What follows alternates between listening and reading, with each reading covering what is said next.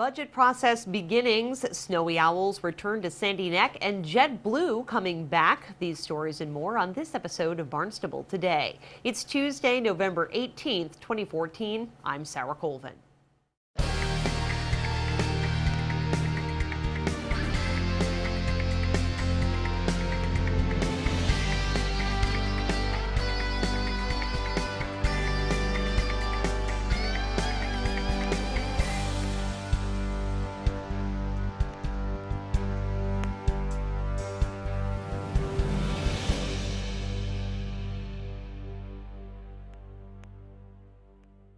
JetBlue will return to Barnstable Municipal Airport for summer 2015. This past summer's successful season saw nearly full planes to and from New York City on a daily basis. The seasonal service will begin on June 18th of next year and continue with one daily flight until September 8th.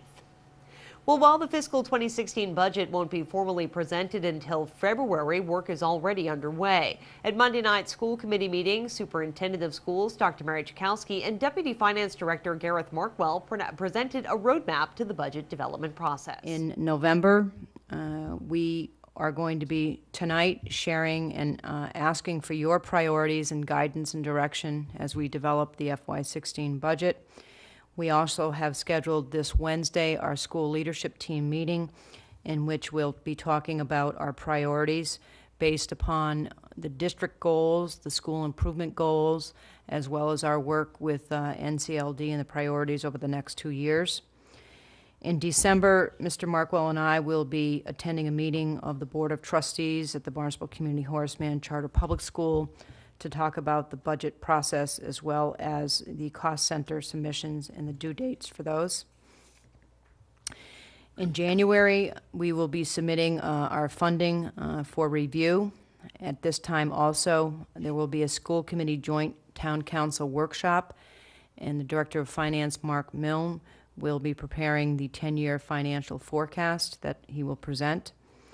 In February of 2015, we will have our initial budget presentation, and part of the budget will be a discussion. We'll have a separate hearing on user fees. It was something I think the committee requested, and we had discussions about user fees, so we'll be outlining that and sharing some information with you. Then in March, we'll have our public hearing. April, there will be a school committee vote to adopt and approve the FY16 budget. We will then submit that operating budget to the town manager, whereby in June, the town council will have a first reading and a workshop on the all budgets. There will be a public hearing. CFAC will also review the budget, and then the town will based upon the town council vote, adopt the school budget. Budget assumptions for the coming fiscal year were outlined. Looking at fiscal year 16, if we look at the people involved in the budget, school departments, just by their very nature, are approximately 70 to 75% cost-driven by people. So fortunately, we have the task of going in and negotiating 6 union contracts, which will all be part of the ultimate budget that we have in place as of July 1 next year. At this stage, under recruitment, where we know of 14 known staff retirements, this time last year we were at about 18. A lot of those were in administrative positions, so we're not seeing that trend this year. It's 14 teachers essentially at this stage. So a little easier to replace, but 14 is still quite a challenge when recruiting a professional workforce. Staffing, including replacement of 14 retiring teachers and a growing substitute teacher population, was highlighted as an issue, as was the rise in energy rates. Kind of the next piece of the puzzle for our budget development, we're looking closely at our fixed costs. Taking a look tonight, our utilities will pose a problem going into fiscal year 16. At this time, we're anticipating a 15% increase in natural gas. We will be going out for bid for a new contract around April of 2015. So we'll have to make allowances in our fiscal year 16 budget for potential increases in the natural gas. Not so much a problem with the price of the commodity, it's the price we pay to have that commodity delivered to us. Just like every residential customer, you've probably seen in the newspapers as of late, anticipated electricity increases. We will not be immune to that, and we're looking at about a 30% increase. And we will be going out for a new energy contract right around July 1 of 2015.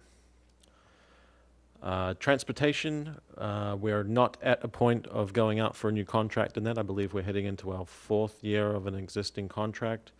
Our contract is very competitive. We were very pleased when we received that request for proposals a few years back. However, there are increases in costs that we will need to absorb within the fiscal year 16 Dr. budget. Chakowski expects to make the fiscal 2016 budget presentation in February.